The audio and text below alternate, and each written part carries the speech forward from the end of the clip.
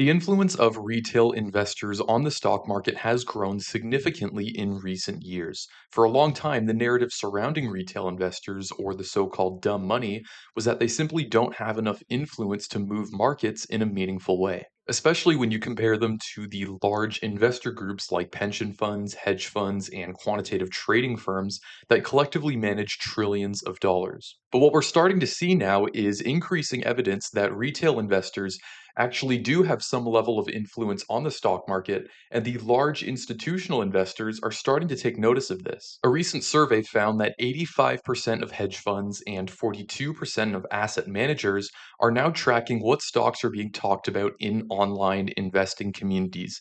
And ever since the lockdown years of 2020 and 2021, trading activity from retail investors has noticeably increased. In fact, it's pretty much doubled since 2019. So in this video, we're going to look at the impact that this new class of investors is having on the stock market and also talk about why the larger institutional investors may not be so happy about this emerging trend. So without further ado, let's just dive right in.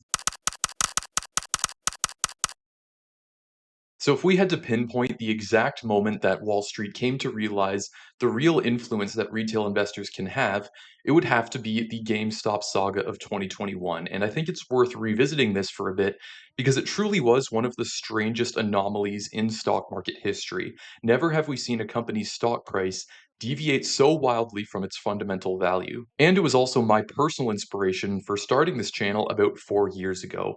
I was pretty certain that we'd look back at this as a pivotal moment for the retail investor. Millions of people congregated on the subreddit Wall Street Bets and realized that stocks like GameStop and AMC, who were fundamentally weak companies at the time, were being shorted very heavily. And it even got to a point where the short interest in those companies exceeded 100% of the outstanding float. And if you're wondering how this is possible, it's because shares that are being sold short can actually be relent multiple times. I'm sure we all know that when you short a stock, you borrow that stock from someone else and then sell it on the open market with the goal of buying it back later at a lower price. Well, when you sell those shares, someone else has to buy them, and that buyer of the shares may not even know that those shares are being lent from someone else. And the broker of the new owner of those shares may also have a share lending program where those shares can then be lent out to someone else who wishes to go short on that stock. And this cycle can just be repeated multiple times until you get to a point where very heavily shorted stocks are actually having more shares that are being sold short than shares that even exist for that company. So it was essentially a glitch in the stock market that investors wanted to exploit. If people suddenly started buying these shares and their prices went up, then the short sellers would have to cover their positions by buying back the stock, which would cause a short squeeze. But what actually ended up happening with GameStop was it wasn't a short squeeze that caused the stock prices to go up so much.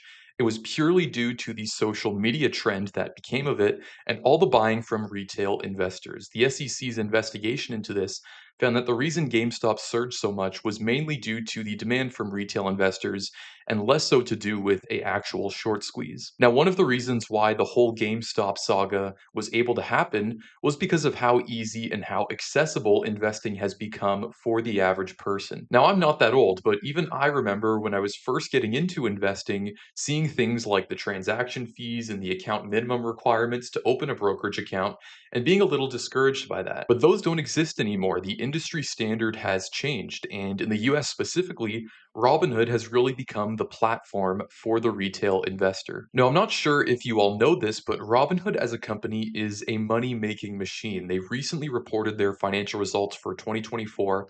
And after losing money for several years, in 2024 they did nearly 3 billion in revenue with just 1.9 billion in total expenses. So operating income of over $1 billion, and their expenses actually decreased year over year despite their revenue increasing so significantly.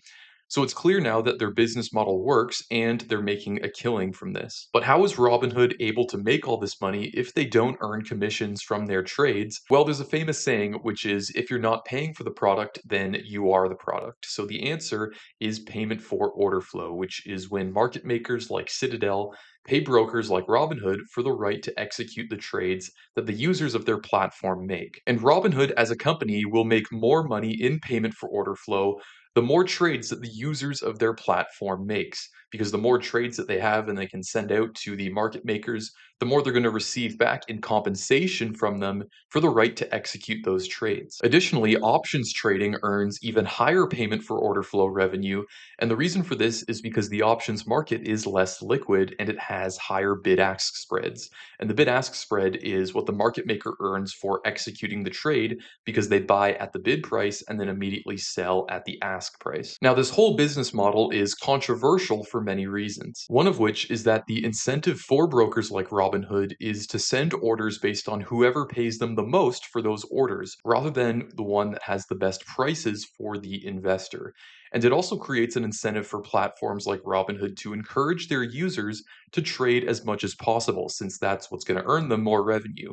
And there's very convincing evidence that suggests that the more retail investors trade stocks and try and time the market, the worse their returns end up being. Payment for order flow is actually banned in countries like Canada and the United Kingdom, since it is such a controversial practice where there are perverse incentives for the broker. But even despite this, you can't deny that Robinhood was responsible for some key innovations. They were really the first company in the US to popularize zero commission trading and having no account minimum requirements, which is now really what the default settings are for new online brokers. Investing was now made fun and easy, and it could be done from your phone, and it was no longer this daunting task that was too confusing for the average person. So, what we have now is a whole new class of investors participating in the market that didn't exist even 5 years ago. And what it's starting to do now is create problems for the larger institutional investors. Wall Street tends to rely on the predictability of financial markets to make investment decisions. They use models that were trained based on historical data to try and understand what's happening now and what's likely to come next. So, if retail's participation is making markets more volatile and less stable, then it also means it's making them harder to predict. And now there's research that suggests that higher retail participation in financial markets has led to increased volatility. Specifically, they found that the effects on volatility are more pronounced in periods of financial stress, and that higher levels of retail trading is associated with stronger reactions to earnings announcements for companies.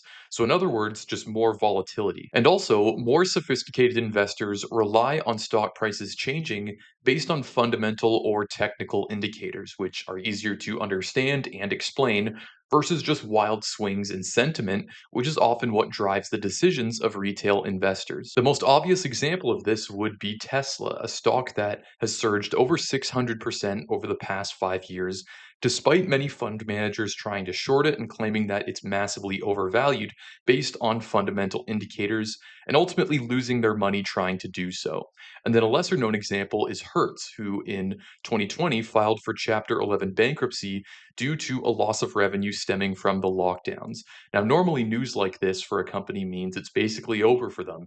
But then, out of nowhere, a large swath of retail investors decided to start investing in Hertz stock after this announcement, and it increased about 800% in just a few days. Hertz actually planned to issue $500 million in stock to potentially save them from the bankruptcy, but the SEC stepped in and prevented it, and they said Hertz wasn't allowed to sell $500 million worth of equity that they themselves even thought was pretty much worthless. So events like these happening more frequently has proven to Wall Street that now the market doesn't always operate purely on fundamentals, and wild swings in sentiment are a whole new risk factor that needs to be accounted for. Let's also look at what retail is doing right now. The S&P 500 index has declined roughly 8% from its all-time high, primarily driven by tariff threats from the US government, which are expected to slow economic growth. So you'd think that with stock prices now declining, retail investors would be investing less money, but that's actually not what's happening. Instead, they're continuing to pour a near record amount of money back into the market.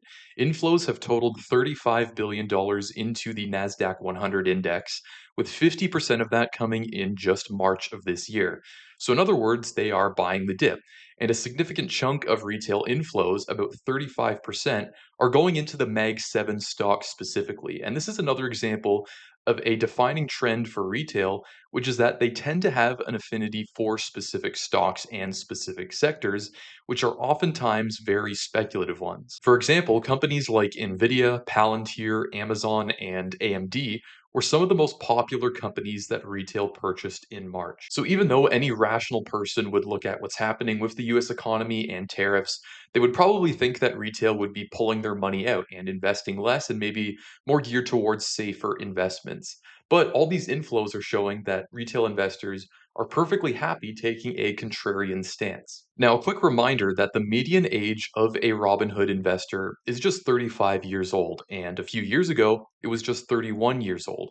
So, if we assume that people start investing when they enter the workforce, so say around their early 20s, most of these users would never have experienced a real bear market before. So, it's possible that all of this buying the dip is just symptomatic of these younger investors thinking the market is just going to keep going up and up because they've really never seen anything else before. And Robinhood's gamification of investing is all designed to make their users trade as much as possible, even if the evidence overwhelmingly shows that users doing that will likely be detrimental to their returns. Which, to their credit, they don't even deny. They have stated that their number one goal as a company is to be the number one platform for the active trader. So let me know what you guys think in the comments section. But that does it for this video. So I hope you did enjoy watching it and you learned something new. If you did, then please leave a like. And if you're new to my channel, I'd appreciate it if you would consider subscribing.